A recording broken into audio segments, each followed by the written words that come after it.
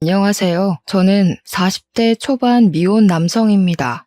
평소 삶에 대해 진지하지 못한 편이고 해이하게만 살아온 제가 근래에 사회로부터 크게 혼쭐이 나서 사연을 찾게 되었는데요. 이런 얘기 친구한테 말하기도 쪽팔려서 이곳에 풀어놓으려고 해요.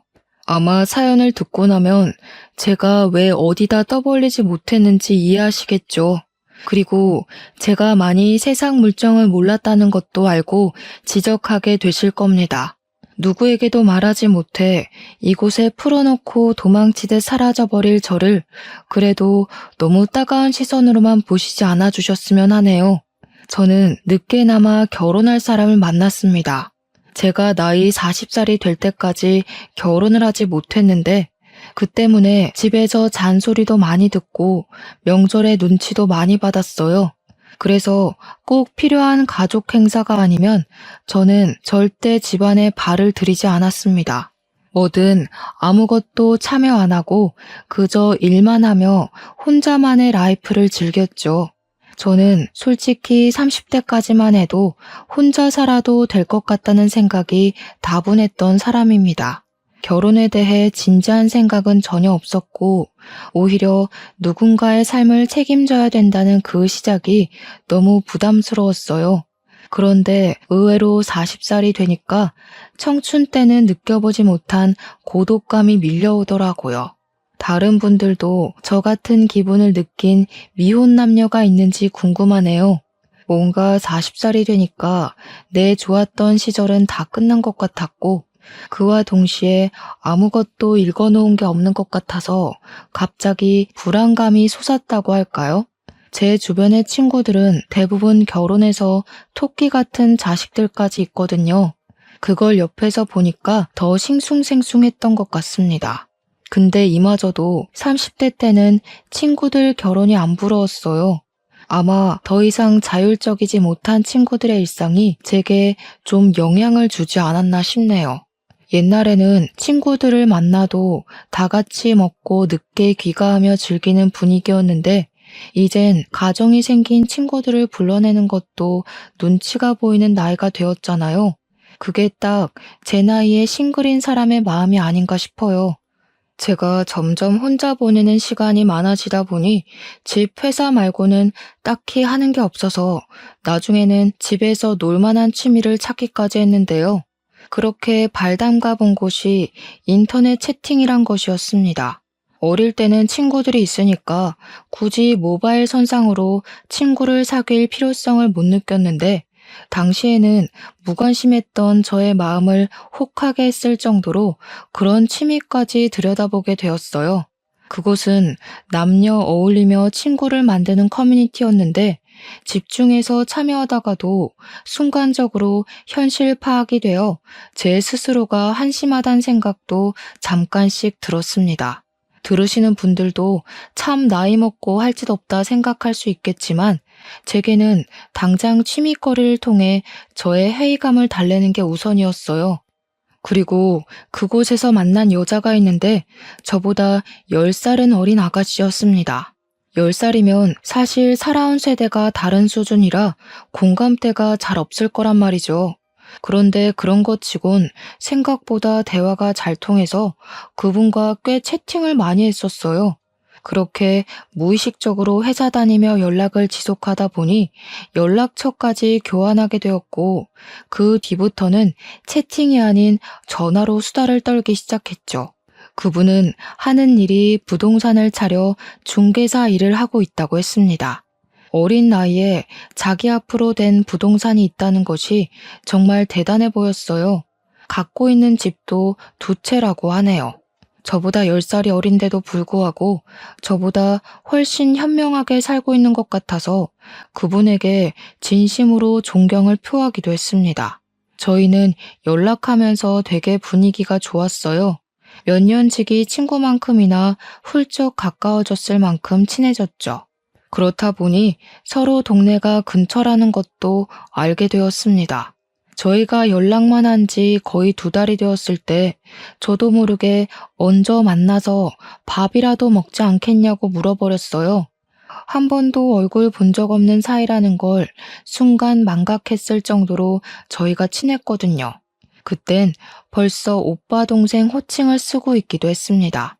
저도 모르게 표현해버린 대시였는데 다행히도 그분이 흔쾌히 수락해 주시더라고요. 저는 그분이 어려서 저를 부담스러워할 줄 알았는데 너무 쾌활하게 승낙해서 좀 놀랐어요. 듣자 하니 그분은 저랑 대화를 할 때 별다른 세대 차이를 못 느꼈고 자기도 저랑 잘 통하는 것 같다고 생각해서 한 번쯤 만나고 싶었답니다. 그 순간 손에 땀이 날 만큼 긴장을 많이 했지만 어쨌든 기분이 좋아진 저는 이왕 약속된 거 시간 괜찮으면 그날 당일 볼 수 있냐고 했고 제가 그분 있는 쪽으로 흔쾌히 가겠다고 했어요. 그랬더니 그분이 되레 저한테 오겠다고 하더라고요. 지금 자기가 마침 외출 중이었는데 제가 있는 곳에 더 가까운 것 같으니 자신이 움직이겠다고 하는 겁니다. 그 순간 남자라면 여자를 먼저 모시러 가야지 라고 생각한 저의 촌스러움이 부끄러워졌습니다. 한편으론 젊은 분인데 저처럼 이런 건 무조건 남자, 저런 건 무조건 여자 이런 고지식한 상식을 갖고 있는 게 아니라서 참 마음에 들었어요. 그렇게 더 열린 마음으로 그분을 첫 대면을 했는데 솔직히 말씀드리자면 너무 예뻤습니다. 제가 감히 그분에게 호감을 갖는 것이 미안했을 정도였어요. 사실 저 여자친구 사귀어 보긴 했지만 겨우 20대 때 2번 연애한 게 다였고 그마저도 한두 달이면 차였습니다. 제가 차였던 이유는 정말 간결해요. 과거의 여자친구들이 똑같이 말했었는데 저더러 그냥 재미없어서 같이 있는 게 즐겁지 않다고 하더라고요. 그때 이후로 자존감이 하락한 저는 친구들만 사귀었지 여자는 비즈니스가 아니면 만나본 적이 없습니다. 그런데 그분은 달랐다는 거예요. 제가 하는 말마다 예쁘게 눈웃음을 보여주고 제 말이 너무 재밌다면서 식사 내내 많이도 깔깔 웃었습니다. 솔직히 그래서 더 예뻐 보였어요. 사람한테는 다 짝이 있다는데 제 짝이 바로 이분이었나 싶더라고요. 눈치채셨는지 모르겠지만 그 예쁜 분이 바로 제 예비 신부입니다. 일단 저는 연애를 오랜만에 시작을 한 것도 있지만 예비 신부 미모가 너무 훌륭해서 더 잘 못 쳐다보고 떨렸던 것 같아요. 그래서 제가 다소 어색하게 행동하는 부분이 많았을 텐데도 정말 고맙게 예비 신부가 먼저 저한테 말 걸어주고 궁금해 해주더라고요. 한결같이 저를 재밌다고 해주는 예비 신부 덕분에 저도 자신감을 얻어서 좀 마음을 편히 먹었던 것 같아요. 저희는 한번 만나기 시작해 그 뒤로도 자주 만났어요. 사회 친구라고 해야 할까요? 서로 본가랑 멀리서 독립하고 있는 데다가 친구들 만나기가 어려운 실정인 게 공통점이었거든요. 그러다 보니 또 저희 둘 다 미혼에다가 애인이 없다는 것도 자연스럽게 눈치채게 되었어요. 예비 신부는 미모와 달리 참 털털한 성격이었습니다. 뭐든 남자라고 이러쿵저러쿵 다 해줘야 된다는 발상은 전혀 없었고 자기가 알아서 먼저 계산도 하려고 했고 연락도 먼저 하는 것에 서슴지 않아 했어요. 젊은 여자들이 흔히 부린다는 철없는 어리광도 예비 신부에게선 찾아볼 수 없었습니다. 말 그대로 참 성숙한 사람이었죠. 그래서 무엇보다 남자가 굳이 여자를 집에 데려다 줘야 한다는 생각도 별로 안 좋아하더라고요. 그것 때문에 저는 예비 신부를 한 번도 집까지 데려다 줘본 적이 없어요. 가는 길에 오빠 집이 먼저 있으니까 내가 오빠를 배웅하는 게 맞지. 나는 이런 걸로 다투려는 사람들 솔직히 좀 안 맞아. 예비 신부는 한마디 한마디 할 때마다 저의 촌스러운 가치관을 바사삭 깨주었어요. 제가 과거에 겨우 단 2번 있던 연애가 실패했던 이유가 제 문제가 아니라는 걸 깨우쳐 주기도 했어요. 그 어린 친구에게 참 배울 것이 많았죠. 어쩜 그리 말을 잘하는지, 직장에서 어떤 모습일지 안 봐도 상상이 가더라고요. 그럴수록 예비 신부는 저한테 과분한 존재가 되었어요. 예비 신부에 비해 제 몰골이 좀 떨어지는 편이라서 솔직히 저는 첫 만남이 곧 마지막 만남이 될 줄 알았는데 그게 아니라는 게 신기했죠. 온전히 저희 관계의 노력은 예비 신부가 거의 다 한다는 뜻입니다. 그렇게 저희는 서로 사귄다는 말도 안 했는데 이미 연인인 것처럼 자주 연락했고 만나면 손도 잡고 그랬어요. 그 모든 것의 권한도 전부 예비 신부에게 주었는데 늘 모든 걸 먼저 리드해 주더라고요. 그런 멋진 여성을 만나니 문득 그런 생각이 들었는데요. 제게 행운이나 다름없는 예비 신부에게 고백까지 먼저 받는 건 그녀에 대한 예의가 아닌 것 같더라고요. 그래서 이번엔 제가 먼저 용기를 내 고백을 했고 그날로 저희는 남들에게 당당하게 말할 수 있는 커플이 되었습니다. 아무래도 제가 10살이 많았기 때문에 예비 신부를 더 세심히 대우해줬어요. 다들 도둑놈이라고 볼 게 뻔한데 제가 못해주기까지 하면 얼마나 꼴불견입니까? 물론 예비 신부가 대우받는 걸 불편해했지만 그건 제 위안이자 곧 제 진심이기도 했어요. 그때마다 예비 신부는 나이 같은 건 사람 대 사람으로 인연 맺는 데에 중요하지 않다면서 자기는 저의 있는 그대로를 좋아한다네요. 이런 고백을 거의 매 순간 들었는데 솔직히 축복받았다고 해도 되지 않겠습니까? 친구들은 제가 여자친구 생긴 걸 알고 사진을 보더니 난리 폈어요. 저더러 그 여자랑 꼭 결혼하라고 소개해달라 아주 소란이었습니다. 그렇게 대단한 여자 만나려고 여태까지 싱글이었던 거냐면서 축하도 많이 받았죠.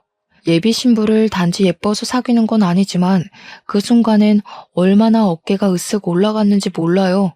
그래도 정작 예비 신부 앞에선 100번 조심하는 게 저였습니다.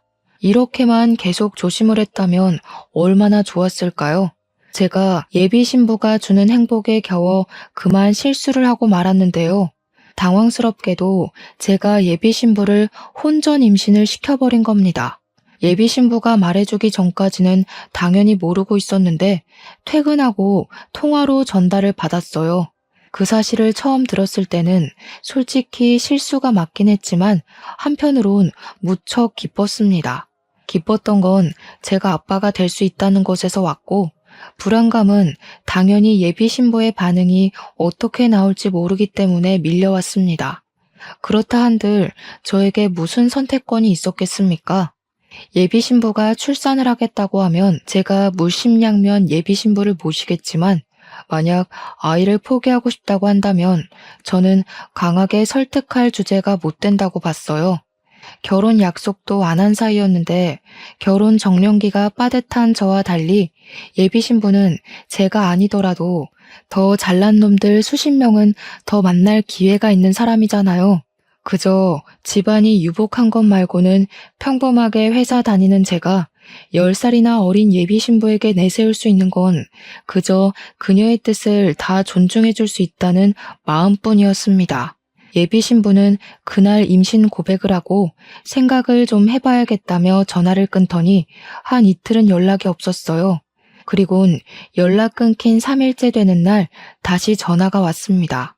나 오빠 부모님께 인사드리고 싶어. 아무리 그래도 애를 포기하는 건 차마 도리가 아닌 것 같아. 오빠를 아직 좋아하고 있기도 하고. 정말? 그 말은 나랑 결혼할 생각까지 했다는 거야? 진짜 나랑 결혼할 생각이 있어? 그런 책임감 없이 우리 아이 이대로 포기하려고 했어? 아무리 내가 오빠를 좋아한다고 해도 그런 마인드 가진 남자라면 나 좀 고민될 것 같은데? 아니, 그럴 리가 없지. 진짜 고마워, 자기야. 내가 평생 잘할게. 내가 아무래도 말년의 복을 받을 팔자인가 봐. 어떻게 자기 같은 훌륭한 여자랑 아이까지 얻었는지 모르겠다. 그날 저는 예비 신부에게 청혼을 받은 거나 다름없었습니다. 여자한테 먼저 저런 용기를 내게 하다니.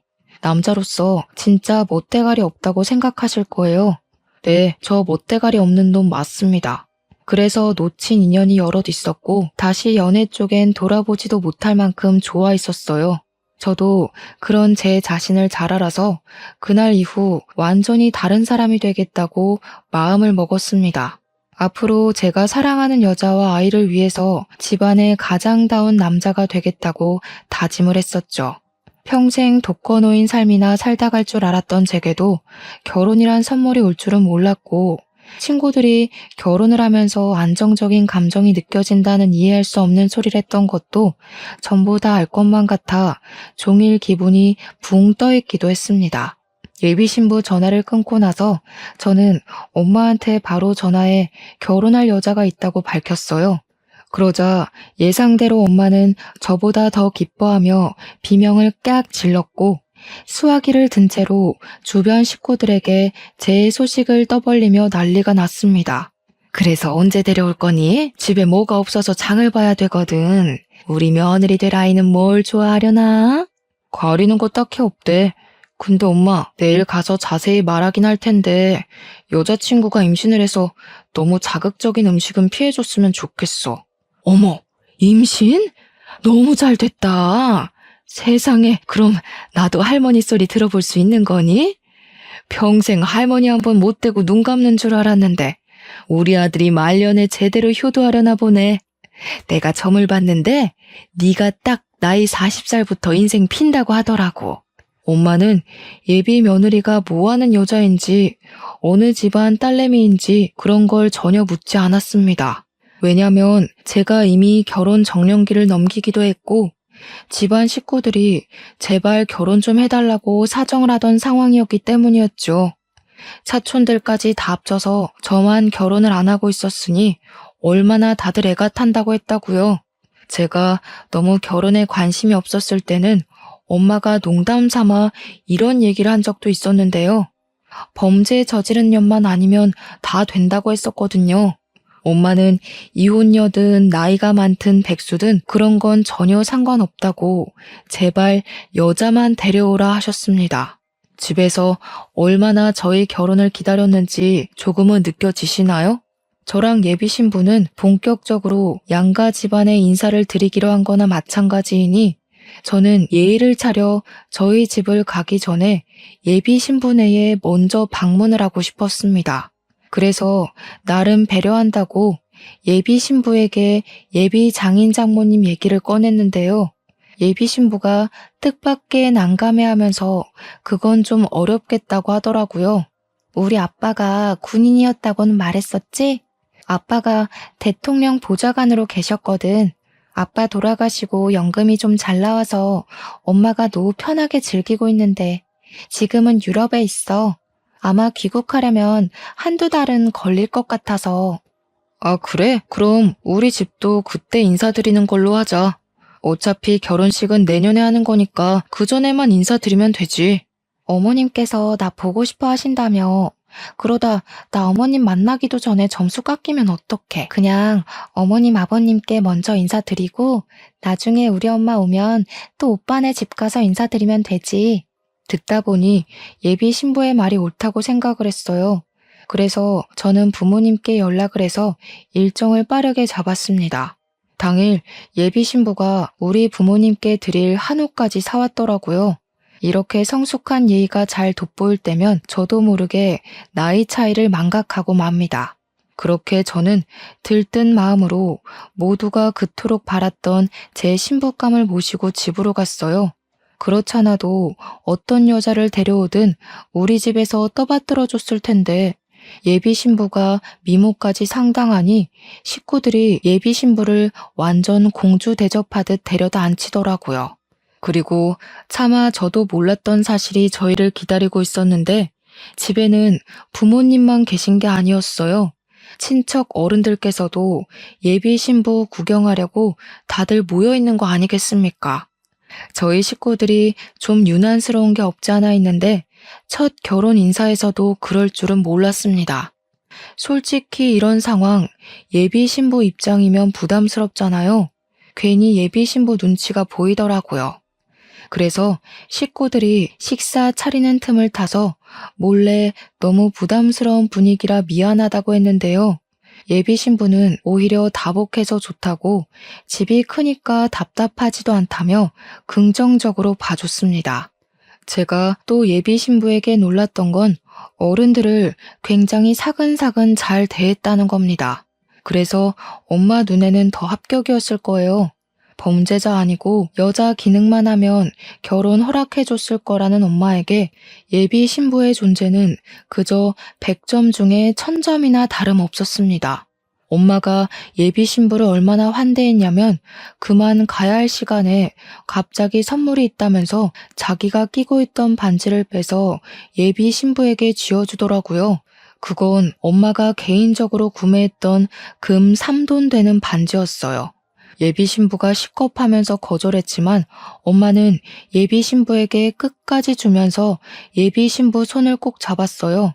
다 늙어서 쓸데도 없는 우리 아들한테 시집 오겠다고 해주니까 고마워 그러지. 내가 당장 줄 수 있는 게 이것밖에 없네. 걱정 마라. 앞으로 이 시애미가 해줄 수 있는 건 다 해줄게. 너는 아무것도 들고 올 것 없다. 몸만 오면 우리 집에서 다 해줄 거야. 그렇게 첫날부터 금반지 선물을 받은 예비 신부는 얼떨떨하게 그걸 들고 나왔지만 곧 무척 행복해하며 깔깔 웃었습니다. 너무 유쾌한 집이라고 없던 웃음도 나온다면서 저한테 무조건 시집 가야겠다고 하더라고요. 그리고 오히려 자기가 과분한 집안에 시집 가는 것 같다고 너스레도 떨었습니다. 우리 집에 인사를 하고 나니 좀 더 가족에 가까워진 느낌이 없지 않아 있었는데요. 엄마가 예비 신부 데리고 집에 오라고 할 때마다 곤란했는데 예비 신부가 고맙게도 우리 집 방문하는 걸 참 좋아해 줬어요. 어느 순간부터는 뭐만 하면 우리 부모님 생각해주면서 이거 같이 먹자, 저기 같이 놀러 가자, 여기 모시고 오자 그런 식으로 고맙고 예쁜 말만 했습니다. 그게 다 자기 엄마가 유럽 가서 부모 품이 그립다는 것 때문이었는데요. 아직 예비 신부가 30살이었으니까 부모가 그리울 나이일 수 있다고 생각을 했어요. 그래서 그 뒤부턴 한결 마음 편하게 예비 신부를 우리 집에 데려갈 수 있었어요. 그때마다 엄마는 예비 신부가 이미 며느리라도 된 것처럼 자꾸 폐물 같은 걸 선물로 주었습니다. 그런 식으로 찔끔찔끔 준 게 거의 500만 원 돈 가까이 되었을 겁니다. 엄마가 고집을 해서 예비 며느리 예쁘다고 챙겨주는 것이니 사실 거절만 하는 것도 예의가 아닐 수 있거든요. 그 적정선을 예비 신부가 잘 지키면서 선물을 받더라고요. 그렇게 거의 반 가족이나 다름없게 보낸 지 2달이 지나고 드디어 저도 예비 장모님께 인사드릴 수 있는 기회가 왔구나 기대를 했습니다. 그런데 갑자기 예비 신부가 또 한 번 곤란하다고 말을 하는 거예요. 엄마가 여행이 너무 길어서 힘들었나 봐. 건강이 안 좋아서 당분간은 만나기 어려울 것 같아. 나도 웬만하면 오빠 얼굴만 보면 안 되겠냐고 물어봤거든. 근데 엄마가 컨디션 안 좋을 때 만나면 오빠한테 안 좋은 인상으로 비칠 것 같아서 좀 그렇다네. 해외여행을 오래 하고 돌아오신 거면 충분히 그럴 수 있다고 생각했습니다. 할 수 없이 저는 또 한 번 예비 장모님과의 만남을 미뤄야 했어요. 보통 여행 몸살이 얼마나 가는진 잘 모르지만 그래도 한 달이면 꽤 컨디션을 회복하지 않나요? 대충 그럴 것 같아서 그때쯤 제가 예비 신부한테 다시 물어봤는데요. 이번엔 예비 장모님이 대상포진에 걸렸다고 하더라고요. 예비 장모님이 원래 몸이 약한 사람이라서 잔병치레가 좀 잦대요. 저는 할 수 없이 더 물어보는 건 포기하고 예비 신부가 괜찮다고 할 때까지 기다리기로 했습니다. 그리고 이건 사귀기 전에 말해줬던 건데 예비 신부는 장모랑 같이 부동산 일을 하고 있다고 했어요. 데이트한다고 차 타고 예비 신부 부동산 앞을 지나가다가 한 번 본 적이 있어요. 또 예비 신부가 건물도 2채 갖고 있는 능력녀라고 말씀드렸잖아요. 가진 재산이 많은 만큼 세금이 많이 나오는 편이라고 하더라고요. 그래서 제가 더 대단하게 생각했던 거예요. 어린 나이에 부모랑 사업해서 그만한 재산을 마련한 거잖아요. 그런데 제 동경심과 달리 예비 신부는 갖고 있는 재산 때문에 고민이 많은 것 같았어요. 어느 순간부터 세금 얘기를 자주 하면서 옛날만큼 부동산이 잘 되는 것도 아니고 요즘 세입자 구하는 것도 만만치가 않다고 그만 부동산 소유물들을 처분할까 생각 중이란 말을 하곤 했어요. 저는 뭐든 예비 신부 마음이 편한 게 먼저였기 때문에 힘에 부치면 언제든지 뜻대로 하라고 했습니다. 어차피 우린 결혼할 사이고 부동산만 팔아도 예비 신부 쪽에서 결혼 자금을 못 대는 일은 없을 거거든요. 혹시나 결혼 자금을 못 대면 어떤가요? 예비 신부더러 몸만 오라는 저희 부모님의 말은 허풍이 아닙니다. 정말 저희 쪽에서 다 마련할 수 있었거든요. 그래서 저는 예비 신부가 부동산을 정리하려고 어느 정도 마음을 먹은 줄 알았어요. 근데 어느 날 제게 그런 말을 하더라고요. 세금이 1억 나왔는데 3천만 원이 부족해서 빌려달라고 말이죠. 자신이 꼭 갚겠다고 불안하면 차용증까지 써준다고 했습니다. 갑자기 3천만 원을 빌려달라고 하는 건 좀 당황스러웠지만 그렇다고 결혼할 사이에 뭘 차용증까지 쓰나 싶었어요. 제가 예비 신부 사정을 모르는 것도 아니었고요. 그래서 저는 알겠다고 했고 제 목돈 통장에서 3천만 원 이체시켜 주었습니다. 예비 신부는 제 덕에 급한 불 껐다고 정말 고마워했어요. 당시 저도 함께 안심을 했었죠. 그런데 문제는 예비 신부가 돈을 빌려달란 행각이 이게 끝이 아니었다는 겁니다. 그 다음 제게 또 돈을 빌려달라고 한 적이 있었어요. 자기가 재작년에 세를 주고 오픈했었던 미용실 하나가 있는데 친척이 하는 곳이라고 하더라고요. 근데 재정이 어려웠는지 적자가 나서 월세가 좀 밀렸다고 2천만 원 공과금이 부족해서 그러는데 좀 빌려달라고 하는 겁니다. 그러면서 바로 덧붙이는 말이 그 미용실 건물을 제 명의로 돌려주겠다고 했어요. 이제 우리 부부나 마찬가지인데 내가 가진 건 다 오빠 거지. 나 애 생겨서 오빠한테서 도망도 못 가. 혹시 불안해서 그래? 혼인신고 먼저 할까? 예비 신부를 수상하게 볼 건 없었습니다. 예비 신부 말대로 이미 뱃속에 제 아이도 있고 제가 예비 신부 신원을 모르는 것도 아니고 부동산 일 때문에 여기저기 연락하는 모습도 많이 봤으니까요. 그리고 건물 하나를 제 명의로 돌려준다고 하잖아요. 그런 담보가 있는 거라면 저는 그걸 믿고 빌려줄 수 있었어요. 실제로 예비 신부가 저를 찾아와 명의 변경 신청서를 같이 작성했었거든요. 이렇게 저희 문제는 돈과 예비 장모를 못 만나 뵀다는 것 말고는 결혼 준비가 수월했습니다.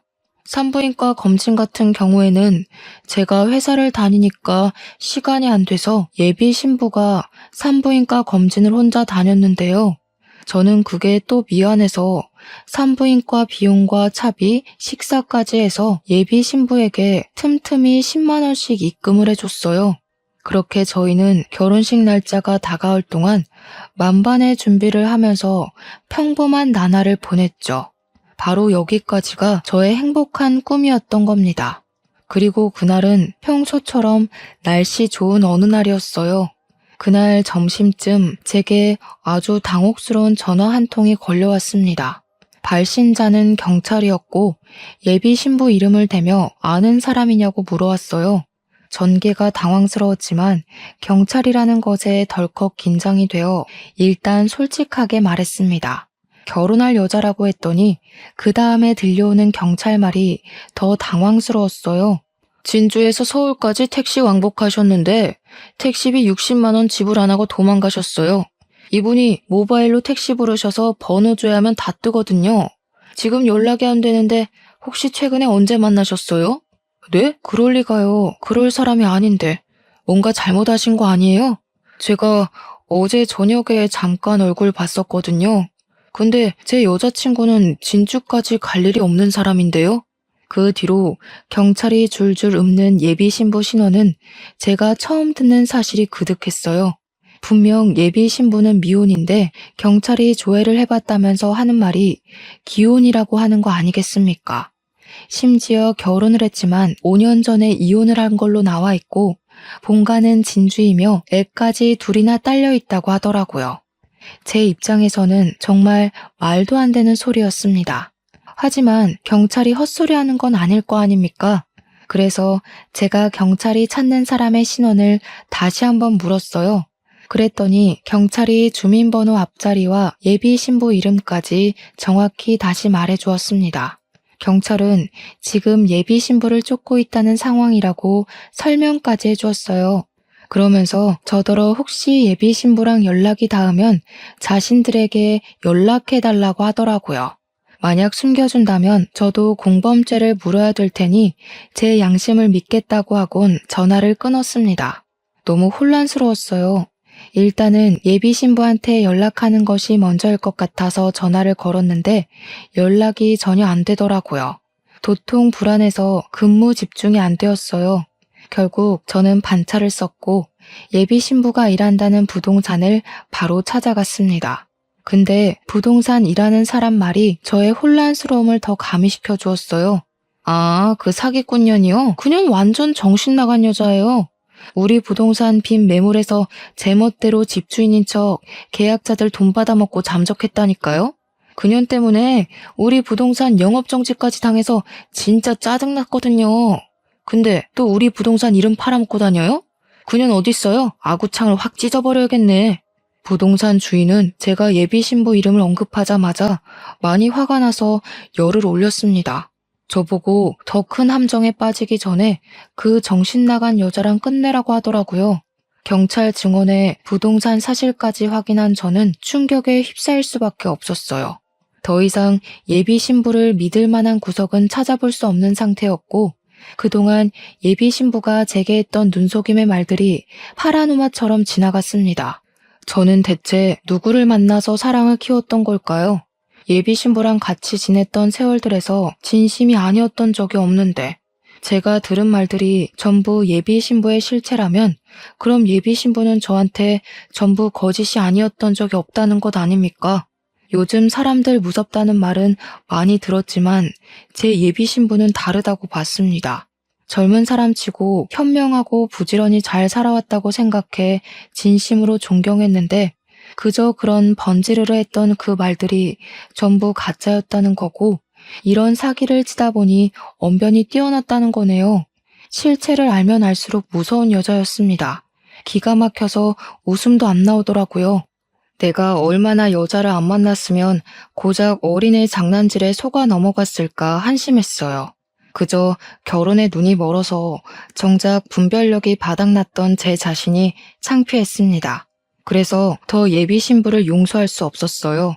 나이 먹고 바보같이 속아 넘어간 저도 문제지만 사람 진심 가지고 사기치고 돈을 갈취하기 위해 연기를 한 예비 신부도 만만치 않게 문제 아니겠습니까? 저는 바로 다시 경찰에 연락을 했어요. 예비 신부 본가를 찾으려고 하니 진주에 있다는 집 주소 좀 알려달라 했습니다. 그리곤 급하게 KTX까지 타고 가서 진주 방문했어요. 경찰이 알려준 곳을 찾아갔는데 눈앞에 나타난 집은 웬 빈민촌 같은 주택이었고 보안이 굉장히 후진 곳이었습니다.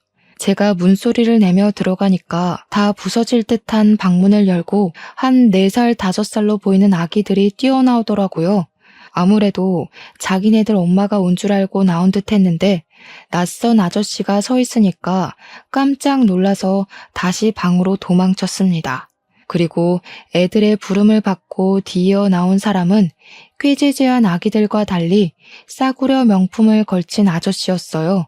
저더러 누구냐고 물어보길래 예비 신부 이름을 말하면서 나한테 사기친 년 잡으러 왔다고 경찰한테 이미 예비 신부 실체를 다 듣고 왔으니 예비 신부 어딨는지 불라고 했습니다.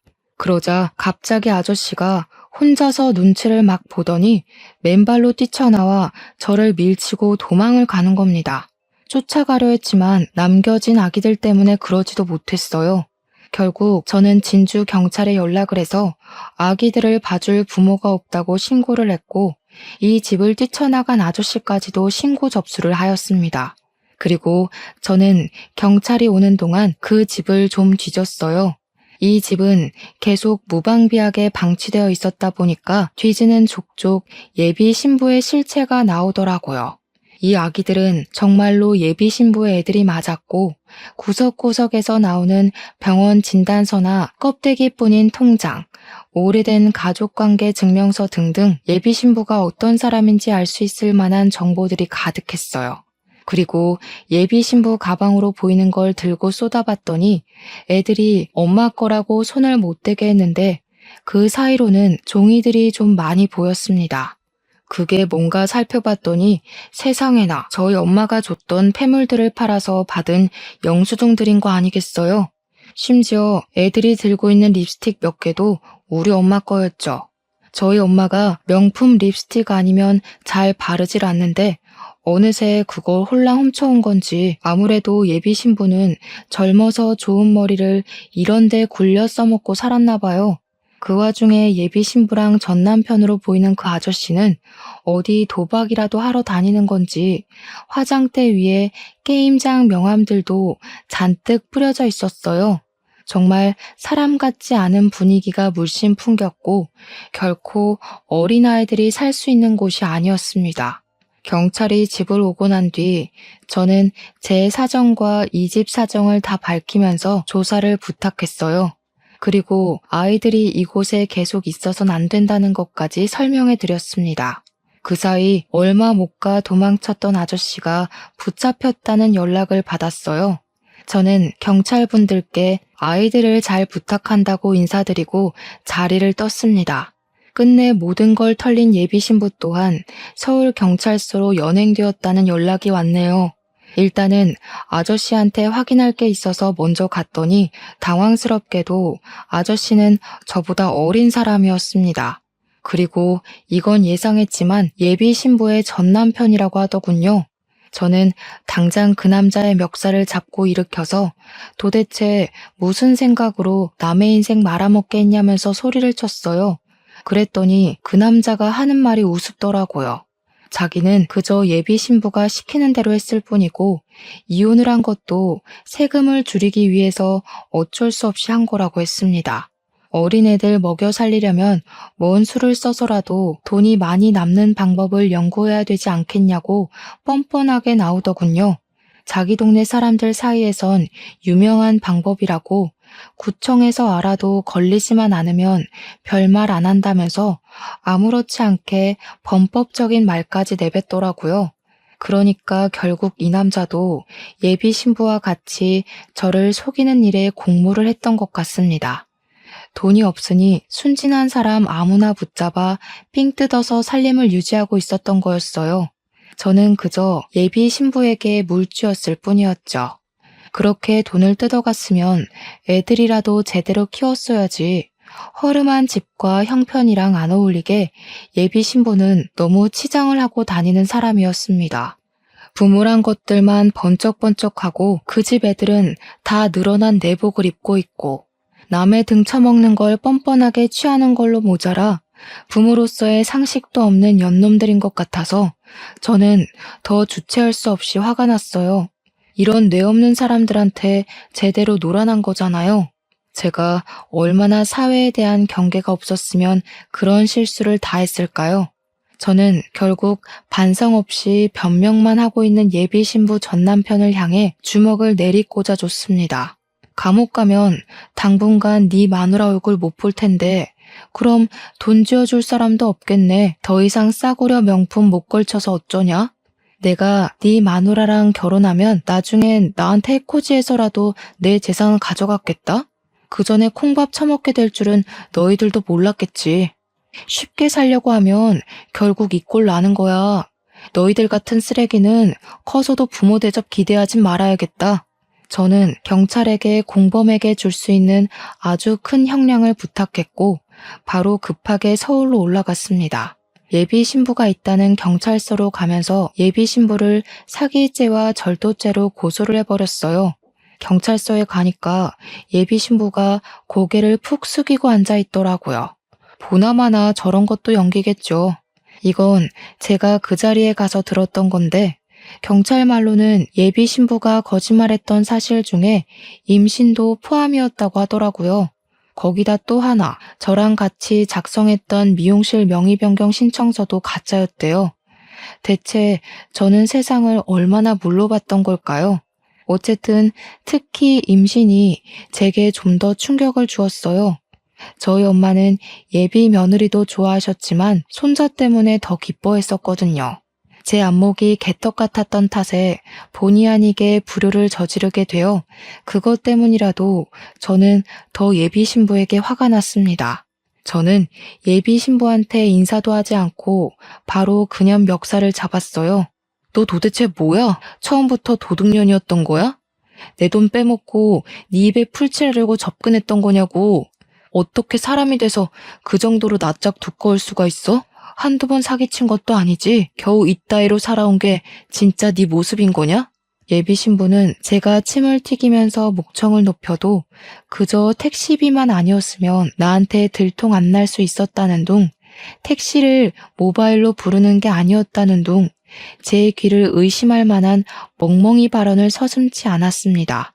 그것에 더 성질이 난 저는 다시 한번 예비 신부를 몰아붙이며 목에 핏대를 세웠어요. 그래, 카드값 급해서 그랬다. 원래 사람이 돈 없으면 물불 안 가리는 거야. 오빠는 잘 살아서 모르겠지. 우리 같은 거지 새끼들은 사기라도 안 치면 못 먹고 살아. 그건 그냥 굶어 죽으라는 거나 마찬가지라고. 그래서 내가 오빠 돈 공짜로 타갔어? 몸 대줬잖아. 솔직히 여자로서 내가 더 손해 아닌가? 믿을 수 없을 만큼 저렴하고 파렴치한 발언에 저는 결국 예비 신부 얼굴에까지 손을 대고 말았어요. 온 힘을 다해서 예비 신부의 귀싸대기를 날려 잡아뜨리고 그년 머리채를 잡고서 다시 얼굴을 마주했습니다. 제가 좋아했던 사람이 맞나 싶을 정도로 얼굴색이 변해 있더라고요. 그간의 세월이 무색하게 날아가 버린 것 같아서 그 순간 살짝 눈시울이 붉어졌던 것 같아요. 내가 너한테 어떻게 했는데, 우리 식구들이 너한테 얼마나 잘해줬는데, 아무리 거지같이 살아도 사기는 치지 말았어야지. 너 같은 애는 애를 낳지 말았어야 했어. 어떻게 니까짓 게 부모를 해? 애들 앞에서 쪽팔리지도 않냐? 아, 걔들? 걔들도 나름 걔들 몫을 해. 걔들 때문에 깜빵 가도 형량이 적거든. 자식이 돼서 엄마한테 그 정도 역할을 해주니까 나도 부모로서 먹여주고 재워주는 거지. 예비 신부는 제게 이미 실체가 들켜버린 이상 저는 안중에도 없는 사람이 되어버렸습니다. 더는 제 앞에서 가면을 쓰지 않았고 폐기 처분해야 할 인성을 무수히 많이 보여주었어요. 폐륜적인 발언 또한 경찰이 듣든 말든 상관하지 않는 것 보니 이렇게 경찰서에 잡혀오는 것이 전혀 무섭지 않은 것처럼 보이기도 했습니다. 역시나 경찰 말로는 예비 신부가 택시비처럼 사사로운 절도죄를 조금씩 저질러서 몇 건 정도 경찰서에 들락날락했던 전적이 있었다고 하더라고요. 저한테 그 소리를 해주는 경찰에 대고 예비 신부가 절도 횟수를 정정하는 당당한 태도를 보이길래 저는 더 이상 참지 못했어요. 어떤 경찰이 마시려고 들고 오던 믹스커피를 뺏어서 예비 신부 얼굴에다 쳐뿌렸습니다. 예비 신부가 소리치며 콩콩 뛰고 난리가 났더라고요. 그 와중에 저더러 상해죄로 고발할 거라면서 악을 쓰며 비명을 지르는데 경찰이 물티슈로 예비 신부 얼굴을 맞추더니 너 같은 년은 상해죄 접수 안 먹힌다고 입을 막아버렸습니다. 그리고 저는 마지막으로 예비 신부에게 경고를 했죠. 네가 나한테 떼먹은 돈이 많아서 고작 양육 때문에 형량 깎일 일은 없을 것 같네. 참 그리고 네가 사랑하는 전 남편 있지? 네 탓하고 난리가 났더라. 아무래도 그쪽은 너한테 전부 덮어씌우고 형량 깎으려는 것 같던데? 뭐 누가 형량을 더 받든 억울할 필요는 없겠다. 비교 안 되게 쓰레기잖아 둘 다. 저는 저를 매섭게 째려보는 예비 신부를 외면하고서 경찰에게 절대 합의 생각 없으니까 무조건 형량 높게 해달라고 간곡히 부탁을 했습니다. 그리고 이 여자애들은 이딴 부모 밑에서 못 크니까 보육원을 알아봐 주는 게 좋겠다고도 했고요. 경찰도 예비 신부가 애를 핑계로 형량 줄이고 싶어 하는 거 들었으니 아마 이번에는 애가 예비 신부의 탈출구는 되어주지 못할 겁니다. 그렇게 저는 예비 신부에게 평생 카드값 지옥에서 살아보라고 작별 인사를 한 뒤 경찰서를 나왔습니다. 이걸 부모님한테 말할까 말까 계속 고민하다가 지난달에 말씀을 드렸거든요. 원래는 예비 신부랑 성격 차이로 헤어졌고 예비 신부가 유럽을 가게 되어서 더 이상 만남 유지가 어려웠다고 둘러댔는데 예비 신부를 그리워하는 부모님을 보니 그것마저 죄를 짓고 있는 것 같아서 솔직하게 고백했어요. 당연히 제 욕을 할 줄 알았던 부모님은 제 편을 들면서 예비 신부를 욕하기 시작했는데요. 머리에 피도 안 마른 것이 어디서 어른들 가지고 장난을 쳐? 그딴 년 아내로 들일 바에는 혼자 사는 게 100번 낫다. 결혼하기 전에 쳐낸 게 얼마나 행운아야? 내가 너 40부터 잘 된다고 했지? 액땜했으니 앞으로 승승장구할 거다. 그년한테 준 것들 돈으로 못 돌려받는다 했으면 나 당장 감옥 쫓아가서 그년 머리채 잡을 생각이었어. 건방지게 어른을 놀려먹고 말이야. 요즘 세상엔 결혼할 만한 사람 찾는 것도 사막에서 바늘 찾는 수준이더라. 네가 마음 쓸 거 없다. 누구라도 작정하고 달려드는 미친 개가 옆에 있으면 몰릴 수밖에 없는 거야. 엄마 말대로 액땜했다고 쳐. 부모님은 제가 기죽어서 사회생활에 지장을 받을까봐 제 탓은 하지 않으려는 것 같았습니다. 그런 부모님께 더 죄송해서 면목이 없었고 지금은 결혼은 그저 필수가 아닌 문화로만 생각하며 부모님께 효도하고 있어요. 그리고 몰랐던 사실인데 그 여자가 우리 부모님께 인사 올린다고 사왔다는 한우 있잖아요. 그것도 본 예약자를 사칭해서 훔친 거라네요. 경찰이 늦게나마 아셔야 할 것 같아서 연락했다며 말해준 사실입니다. 더 이상 실망할 게 없는 줄 알았는데 진짜 학을 떼게 만드는 소리더라고요. 현재는 징역살이를 하고 있을 테지만 언젠가 또 그 여자가 출소하게 되고 같은 짓을 반복하려 한다면 그땐 제발 무기징역을 받았으면 좋겠습니다. 아니면 자신이랑 똑같은 사람을 만나 되레 사기를 당해봤으면 하네요.